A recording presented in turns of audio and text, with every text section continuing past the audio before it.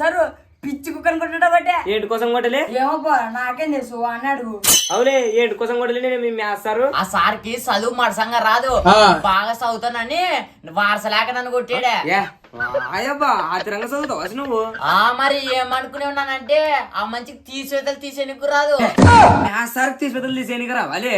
ఎట్లా తీసేస్తాడు sir CP ఏనా ఈడ ఓటు ఉంది 9 ఉంది, ఓటు 9 పోదు కదా, 2 నుంచి ఒకటి అప్పు తీసుకున్నామని చెప్పాడు.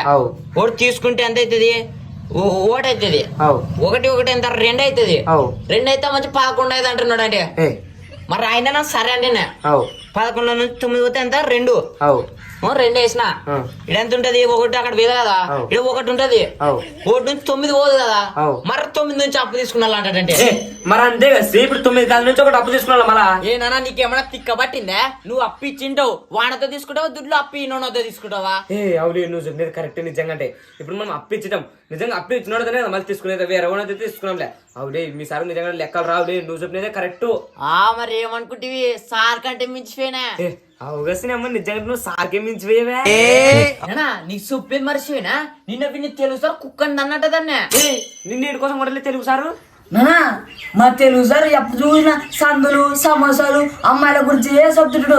అందుకే నాకు రిమ్మలేసి ఒకేడు చప్పించిన ఆ మంచి నన్ను పిచ్చి కుక్కని కొట్టినట్టు కొట్టాడే. నానా అవి సందులు సమోసాలు కాదు, అవి పేర్లు సందులు సమాసాలు. అవి సందులు సమోసాలు కరెక్ట్లా. మరి మధ్యలో అమ్మాయిల గురించి ఏడు చెప్తాడులే. యా అమ్మాయి గురించి చెప్పెళ్ళే?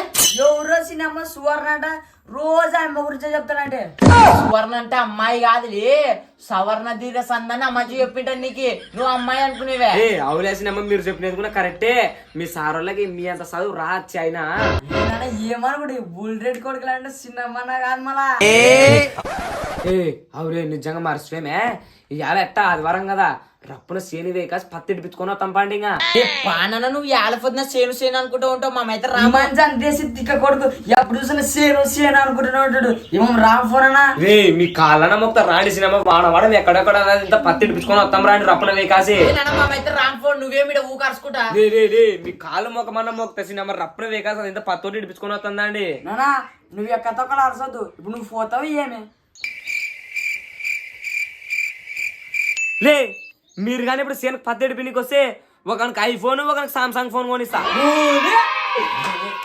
2 ఫోన్లు అంటే కూడా నాకు బిర్ర అవుతుంది. సామ్సంగ్ గెలాక్సీ ఫోన్ ఒకటి తీసుకుందాం మన ఇద్దరం కలిసి. అది సామ్సంగ్ వద్దు గేమ్ సాంగ్ వద్దురా. ఇప్పుడు కొత్తగా లాంచ్ అయినది ఐఫోన్ 17 Pro Max, బొమ్మ నీట్గా వస్తుంది. అది ఉత్త నీట్గా వచ్చేది ఒకటే. సామ్సంగ్ గెలాక్సీ ఫోన్ యాడ ఢిల్లీలో ఉన్న నువ్వు జూమ్ తీస్తే తెల్లగా కనపడతారు మనుషులు. ఏమనుకున్నా అంతేగా, అది తీసుకుందాం మరా. అంతేలే. నేనా మాకు 2 ఫోన్లు వద్దులే, ఒక ఫోనే చాలు, అది కూడా సామ్సంగ్ ఒకటే. కొనిసారా అనేసి గదింత రప్పున ఇంకా పత్తి ఇడిపించుకొని వస్తుందా అండి.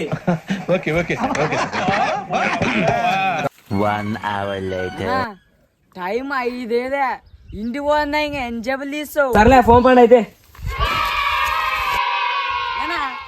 ఓనా సెల్లు తెచ్చావునా ఇంతకి? సెల్ ఆసి మీరు టూక రాండిసిన అమ్మ ఇంట్లో ఆల్రెడీ రెడీగా తెచ్చి పెట్టినా గానీ. ఏమే తెచ్చానంటు కదా, నాకు ఆగుతలేదు, రప్పును బయటకు దే. మీరు ఇందనే నన్ను ఇంట్లో పోయి తీసుకొని వస్తా. తీతునా సిపితునా రెడీగా ఉండండి. 1 2 3 తీసుకోండి. సామ్సంగ్ ఫోన్ అంటారు కదా, పడండి. ఇది కుయ్యకు కుయ్యకు అంటదిలే ఫోన్, ఇది నెంబర్ రిమ్మకొద్దదే. పడండి అమ్మా. కొడుకుని